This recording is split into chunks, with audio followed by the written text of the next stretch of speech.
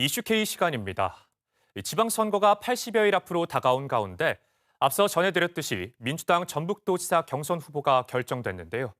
한 주간 전북 정가 소식, 전북 시민사회 연대회의 이상민 공동운영위원장과 함께 짚어보겠습니다. 어서 오십시오. 네, 안녕하십니까. 지난주 가장 뜨거운 쟁점이었던 것 같은데 김관영 도지사가 경쟁자인 이원택 국회의원의 끈질긴 내란 동조 의혹 제기에도 불구하고 민주당 도지사 경선 대상자의 이름을 올렸습니다. 이 발표 어떻게 보셨습니까?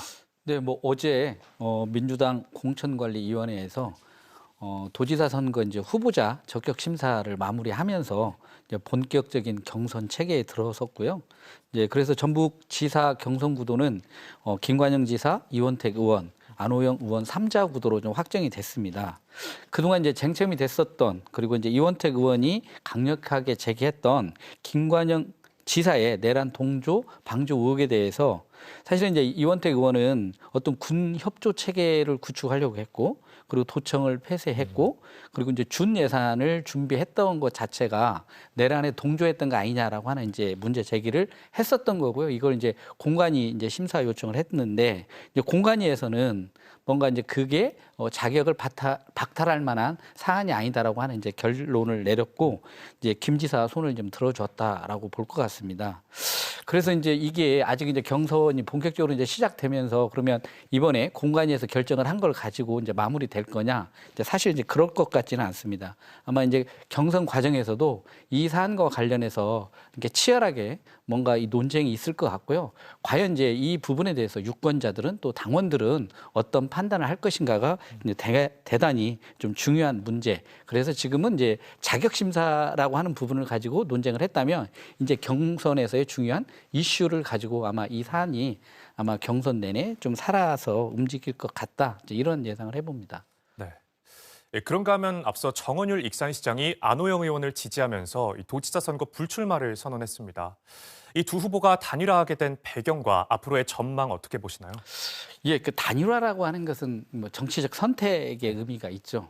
그러니까 선거 구도가 되게 이제 불리하거나 아니면 선거를 완전히 좀 우세한 것들을 확실히 이제 우세를 확보하는 차원에서 단일화라고 하는 논의가 진행이 되는데 이번에는 아무래도 안호영 의원과 정원율 시장이 이게 지지율이 잘 안 나오다 보니까 어떤 그 경선 구도에 대한 어떤 판을 흔들지 않으면 안 된다라고 생각을 했었던 것 같고요. 그래서 안호영 의원으로 이제 정원율 시장이 어떤 정책 연대라고 하는 명분을 가지고 이제 단일화를 하겠다 이렇게 좀 됐는데 과연 이제 이 부분이 어쨌든 지금 김관영 지사, 이원택 그 의원이 좀 앞서가고 있는 이런 분위기를 과연 이제 흔들 수 있는 어떤 단일화 효과가 나타날 거냐라고 하는 부분들이 대단히 중요합니다.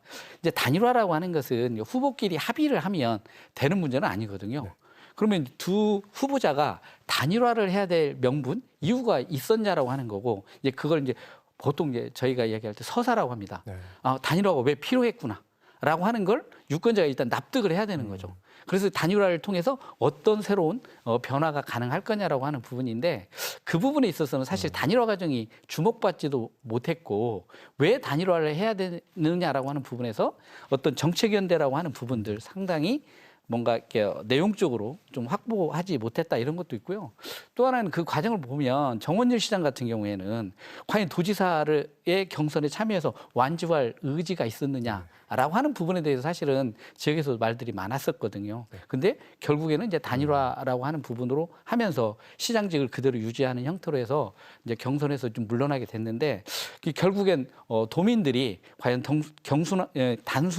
단순한 그런 명분적인 게 아니라 실질적으로 단일화가 왜 필요했는지를 안호영 의원이 이제 설득하는 과정들이 작용하지 않는다라고 한다면 양쪽의 지지율이 하나로 통합될 거라고 이렇게 산술적으로 볼 수 있는 문제는 아닐 것 같습니다. 납득할 만한 명분이 좀 필요해 보이는데 네네. 또 그만큼 민주당의 전북도지사 후보 경선이 뜨겁게 달아오를 걸로 예상이 됩니다. 이제 경선 룰도 확정됐고 현 상황이라면 3파전인데 앞으로의 쟁점과 전망을 말씀해 주시죠.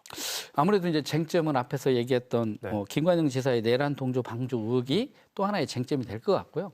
그리고 이제 선거의 내용적인 측면을 놓고 보면 안호영 의원과 정원율 시장의 단일화가 실질적인 효과를 보일 거냐. 있느냐라고 하는 부분들이 초반에 드러나지 않으면 어떤 단일화 효과가 크게 없을 거다 이런 생각이 들고요. 그리고 이제 정책적인 측면에서 놓고 보면 가장 핵심적인 건 전북 특별자치도가 독자적인 생존 전략과 비전이 무엇인지를 과연 어떤 후보가 제대로 제시할 수 있으냐라고 하는 문제인 것 같습니다. 특히나 지금 현 정부에서는 초광역 행정통합이라고 하는 카드를 내걸고 있는데 여기에 걸맞는 전북 특자도에 맞는 실질적인 재정이나 어떤 전략 산업 확보 그리고 공공기관 이전 그리고 행정 권한이라고 하는 부분들을 어떻게 확보할 수 있느냐라고 하는 비전 제시가 필요한 것 같고요. 그리고 뭐 경제적인 측면에서는 현대차가 새만금 투자를 확정한 이후에 이것과 연계될 수 있는 아리백 산단이랄지 피지컬 AI 실증 산업이라고 하는 것들이 지역과 어떻게 시너지 효과를 낼 것인가에 대한 비전도 필요한 것 같고요.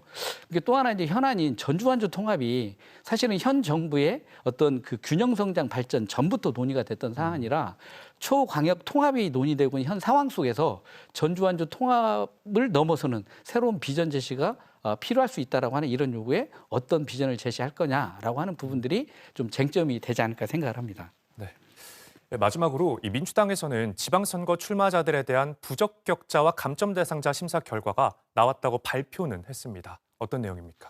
예, 사실 이제 민주당이 그 당내 어쨌든 자격 심사나 공천 과정마다 항상 잡음이 있습니다. 이제 가장 중요한 건 얼마나 투명하고 객관적이냐라고 하는 문제인데 이번에 이제 자격 심사를 놓고 보면 자격 심사 결과를 발표를 안 했습니다. 개인한테 통보를 했는데 이제 뭐 개인 정보를 이유로 통보를 했습니다만 어떤 공직 후보가 되겠다라고 하는 후보자들의 자격과 관련한 심사 결과가 과연 비공개 대상일 수 있느냐라고 하는 문제가 있는 거죠.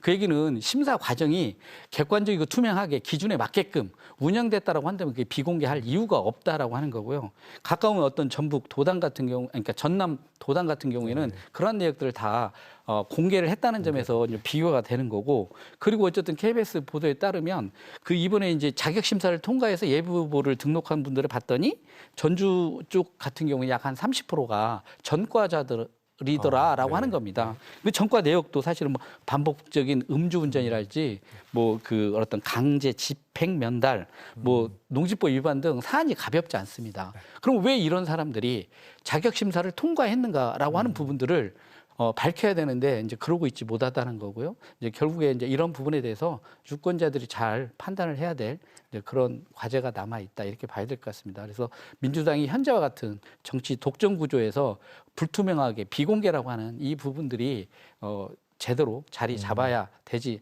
않는다고 한다면 유권자들이 이 부분에 대한 심판이 있을 거라고 생각합니다. 네, 오늘은 여기까지 듣겠습니다. 고맙습니다.